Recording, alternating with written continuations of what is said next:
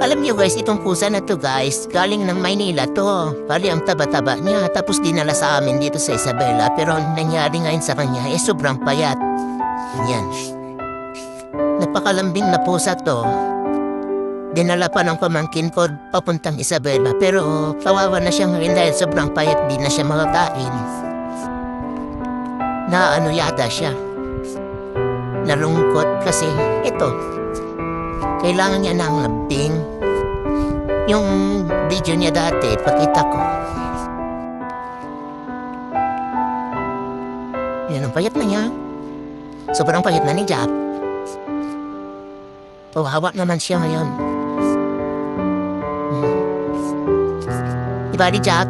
Ka-recover pa dito, alagaan kita. Sobrang payat niya guys. Ang payat, kitang-kita na yung ano. Kitang-kita na yung mga buto niyo. Di siya kasi kumakain.